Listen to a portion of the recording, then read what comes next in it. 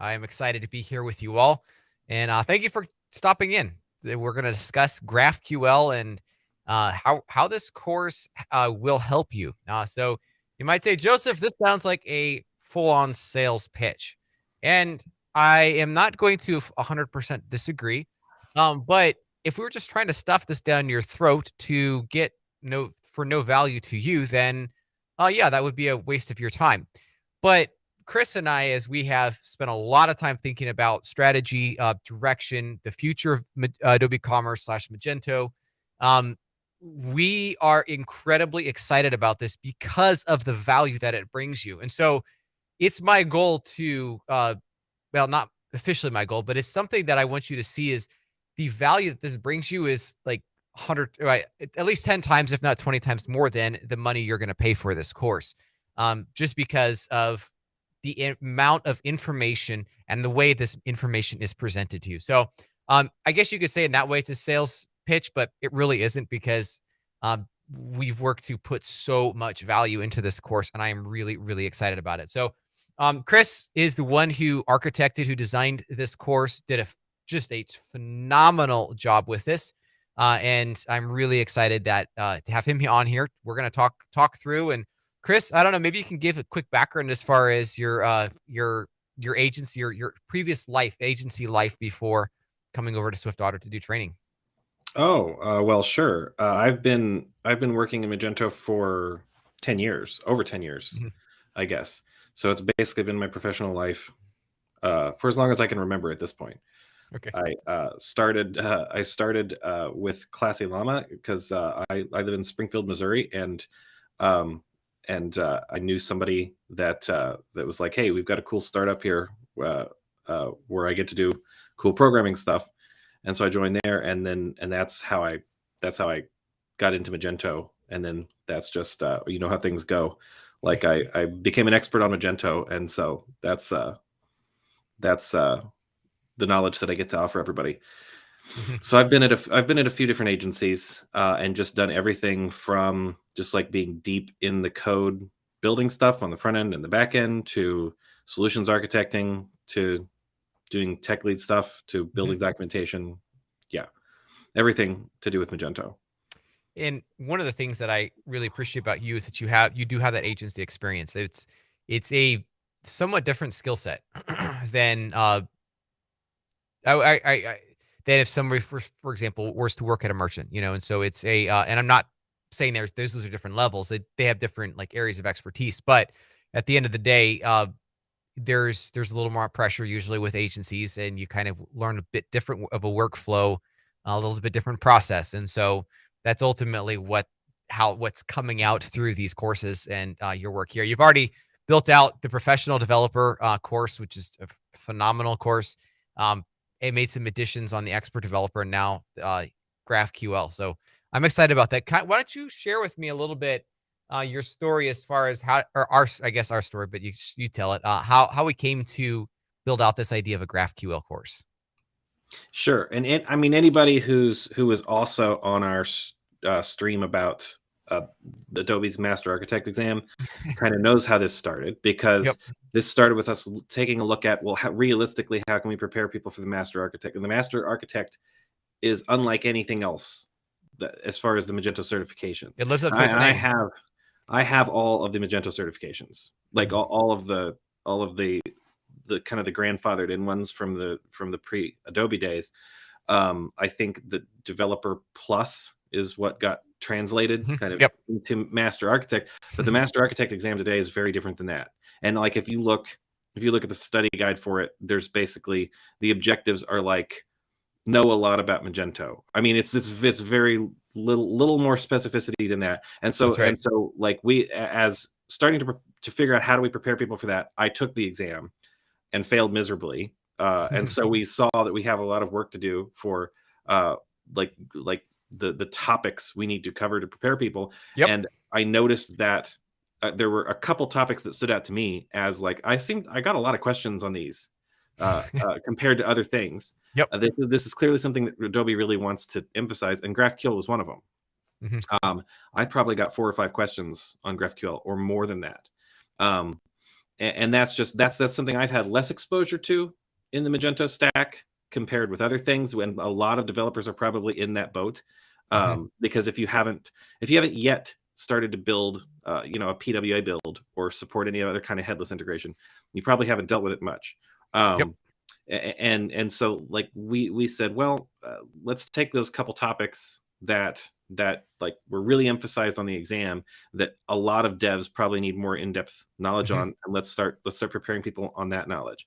And it kind of makes sense that Adobe, like, to see them emphasizing that in the Master Architect course, because they are also really emphasizing that in just the way they are you know uh, trying to encourage people to build on Magento. They're That's they're right. they're wanting to see more headless out there.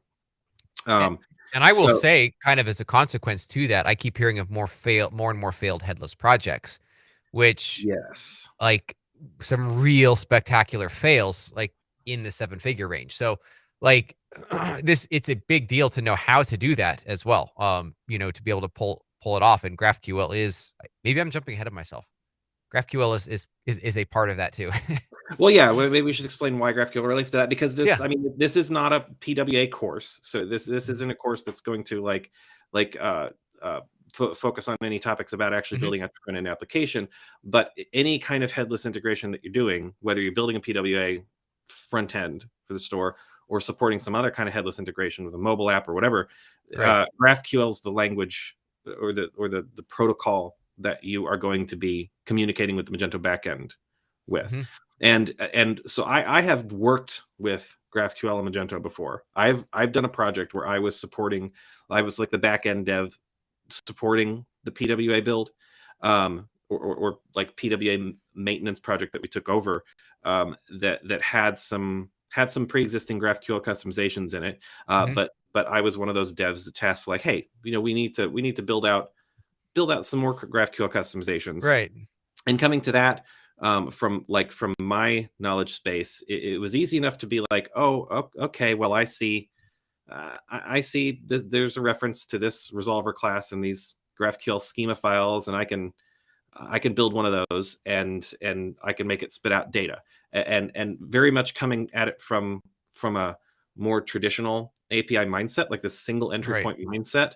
Um, and I made it do some things, but over the course of researching this topic and like actually understanding how things work under the hood with Magento and putting this course together, I discovered a lot of things I should have done differently with that, Mhm. because it really came from understanding GraphQL itself, how it's different from other API schemes, Mhm. and then how Magento does it its own way. And I think you hit on something absolutely critical there, Chris, because again, going back to what I said about these failed headless or PWA projects, it's one thing to build it out. It's another thing to have it be successful. And obviously, there's a lot of metrics for being successful. One of them, hey, did we actually get it live? But I think success is also determined by what's the performance of this. In GraphQL, if it's done poorly, uh, it can massively impact the performance of the website. Bad caching, um, just hitting the CPU really hard, etc. Like that can all make a difference. And just because we can write GraphQL queries, um, does not mean that it's actually going to be work towards a successful website. And that's what I have absolute. That's one thing. Like I said earlier, talking about the value of this course, that is one thing that will bring massive value is to make sure that one understands the basics, the core, the ideas behind GraphQL, and then how those relate into actually building the system. Then you can build effective queries. You can make correct customizations as opposed to just kind of getting stuff to work. And even if you are okay, like even if you're doing a really lean PWA build and Mhm. thinking, I'm just all I need to use is like the built-in GraphQL coverage that Magento has. um, you've got to query it correctly from your front end. Like Mhm. there's ways that you can use your GraphQL queries that aren't going to take advantage of caching, things like that. There's what I discovered through putting this course together is that it's easy to have your varnish VCL misconfigured, so Mm. that you don't get the benefit out of GraphQL caching Yep. there. So like we have information in the course about how to make sure that's up to date. Mhm. And someone can say I'm not going to have to customize anything about GraphQL in my build, but you're going to end up having to customize. That's right. Something about GraphQL.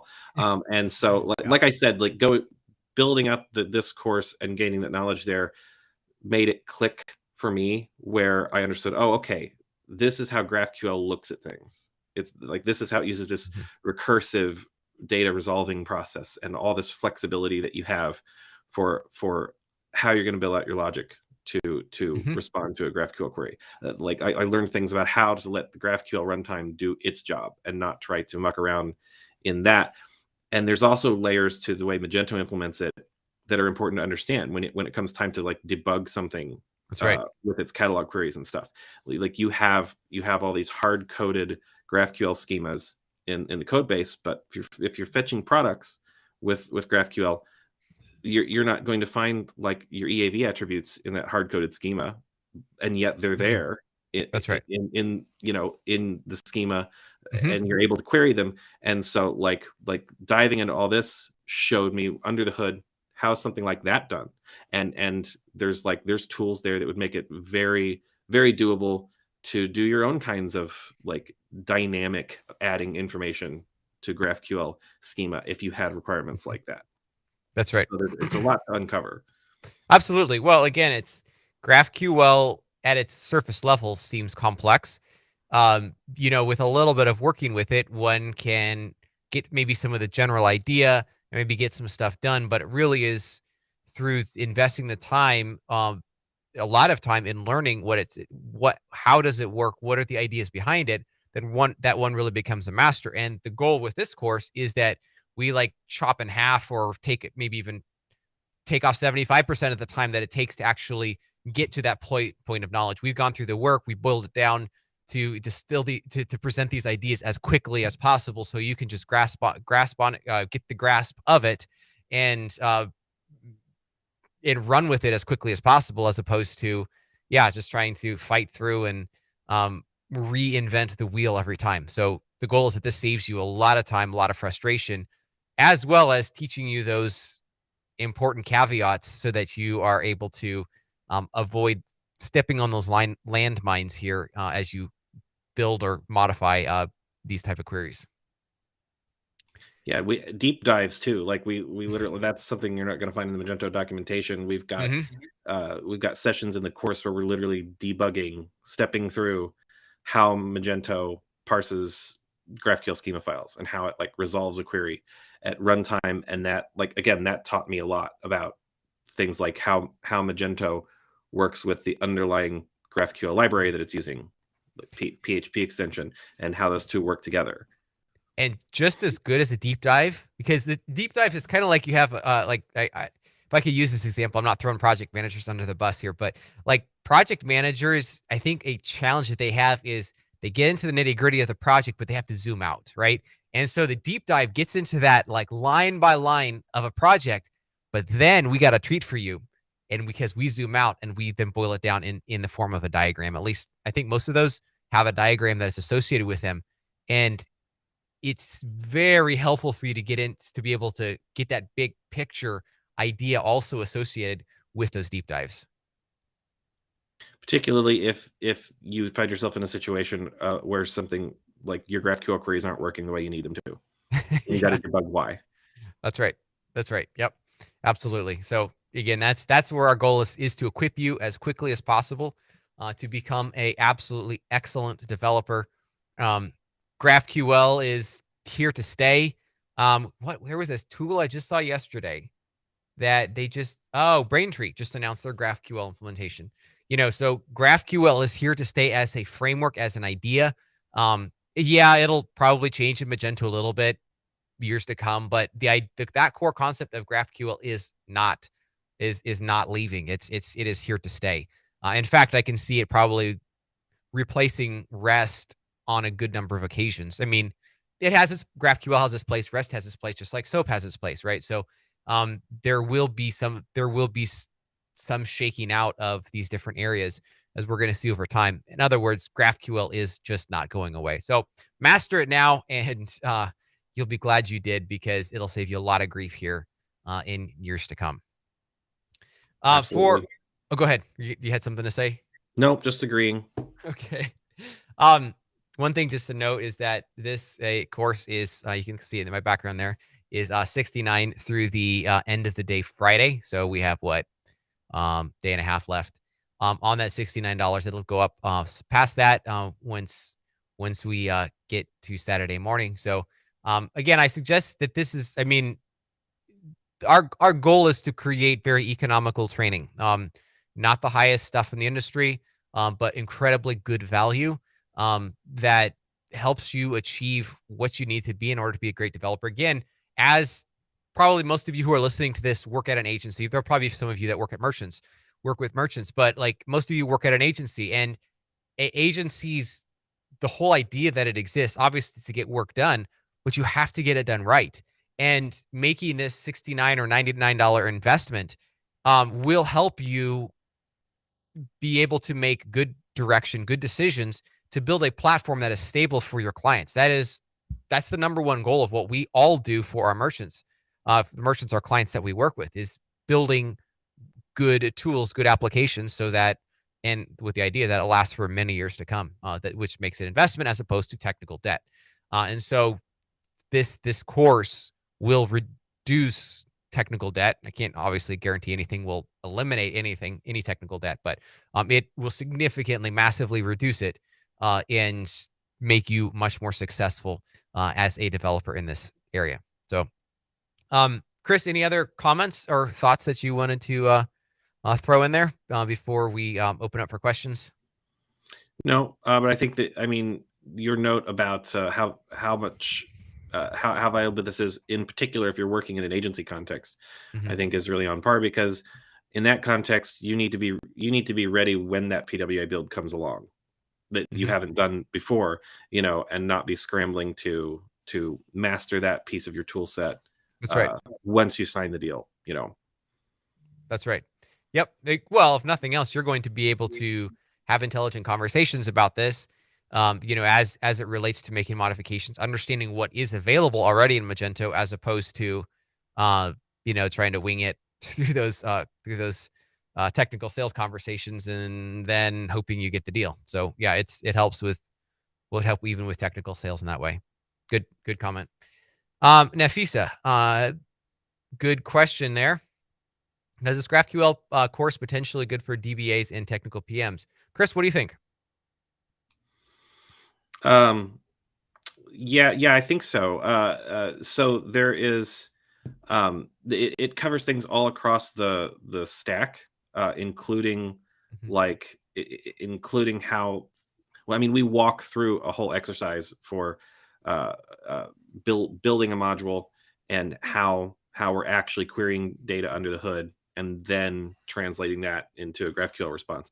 And I think, like, from the standpoint of a technical PM, or maybe a technical solutions architect that's not a dev, there's going to be parts of this course that aren't as valuable to you, but there's going to be plenty of it that I think is, because there's going to be plenty of it that is going over the basics of GraphQL and what it's for and how it's used. That's going to go over just what the native capabilities are already built in vanilla Magento and things like that. So I mean, that's not the target audience, but I think there's plenty here for different audiences too. Good point. Good point. Thank you. Any other final questions before we sign off? This is just going to be a short little pop on the air here thing, and talk about GraphQL, share our story and what prompted that. And again, just for those of you that might not have heard this earlier, the one of the original pieces that prompted this was just our challenges with Master Architect. We've already put out a video about that. 84% score in order to pass. It's tough. So we are. This is one of our. We're kind of, the way you would eat an elephant, if I could use this expression, is to take it one bite at a time, and that's pretty much what we're doing here, is one bite at a time. Although I think this is way more than one bite here against that 84% score. The goal is that was how we started, but then we're like, wait, GraphQL is here to stay. Like it is not going anywhere. It's only becoming more relevant every day, and it would be very good to stay at the forefront of this conversation. So that is what we did with that was the inspiration for that. Any final questions, or wrap it up and call it a day? It's been fun to pop in here and see you all. We're looking forward to our Ninja training coming up here first Wednesday of December, which I should have put that on my slides. December 7th. And if anyone wanted to guess the topic of conversation, you guessed it. It'd be GraphQL. Chris is going to dive into some more of that stuff, what he's talked about here a little bit today, and obviously in the course, and talking about some more of that in this Ninja training. So make sure to be part of that conversation. Cool. Well, it is wonderful having you all here. Thank you for joining us. It has been a pleasure, and look forward to our continued conversation here next month on December. Oh, shoot. Yeah, there it is. December 7th. I had that pulled up. December 7th.